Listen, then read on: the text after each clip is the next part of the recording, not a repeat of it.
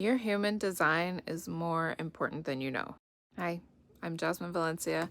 I am a 6'2" manifesting generator, and welcome to day 5, I think, of my reclamation journey.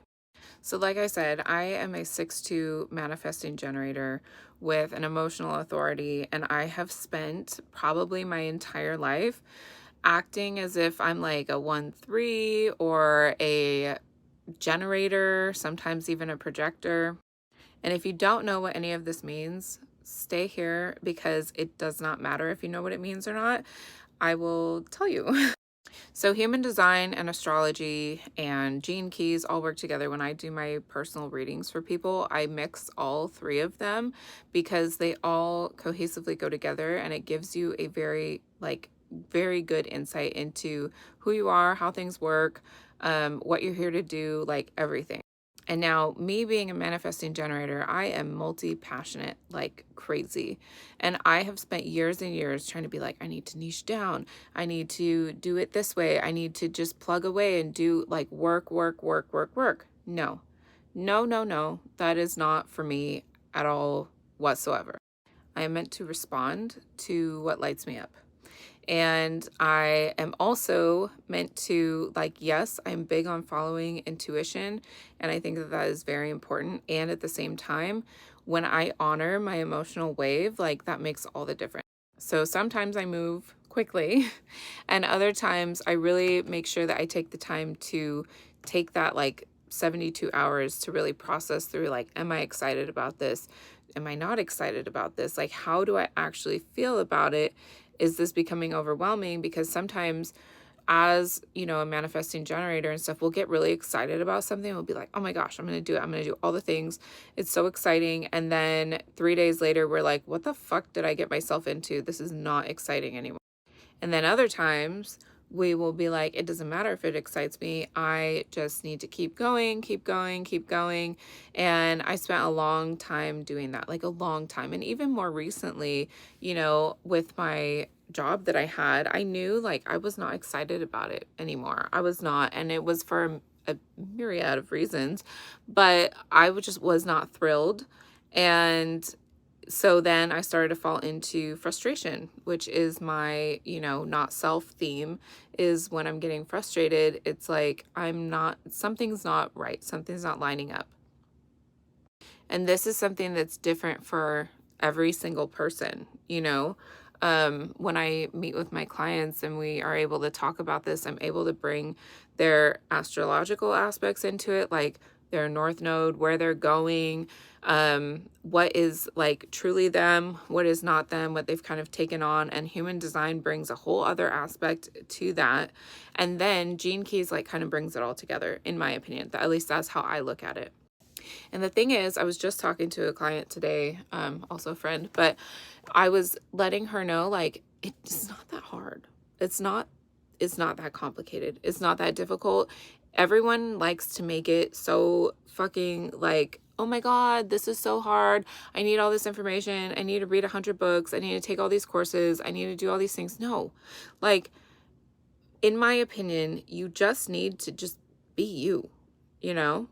And it helps to have an understanding of like your design in all aspects. And at the same time, it's not like a make or break thing. It's not that complicated. It's not that hard. So when I was just working, I was just constantly drained, like in my soul.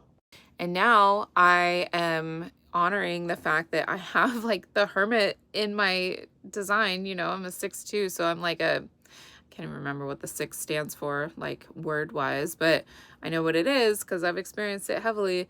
But the 2 is like the hermit line. And I am allowing myself to actually go into hermit mode more often. Because what would happen before is I would be like, no, I can't do that on a regular basis. So I would just show up. And then my body and my emotions and everything would force me into hermit mode to where I would like not come back out for like months, if not years sometimes. And I would be like, I don't want to like participate in the world, kind of a thing. And the way that I found balance with that is My mentor told me, she's like, you need a goddess day every week. And I was like, guess what? I need two. I need two of those every week. And so I decided I'm going to do that twice a week where I don't do anything work-wise. I don't, unless I want to. Like, unless I really, truly, like, that is what my soul is saying. I want to do this right now. But just taking the day for myself, taking the time. Obviously, I still have children. I still have to take care of them. I still have to breastfeed my baby, right? But it's a much more chill day. And I combined that with my astrology, and I was like, you know what? Because I'm a Taurus moon and a Taurus Venus. And so then I was like, oh, what days of the week is represented by Venus and the moon? And so it's Monday and Friday. And so those are my days that I just don't do anything except for like feed my Taurus nature and, you know, indulge a little in life, not in food, not in shopping, not in, you know, whatever people would normally associate with a Taurus, but just like being and chilling and like tapping back into myself and really taking that time for me. So honoring your design is not lazy. Honoring your design is not you stalling.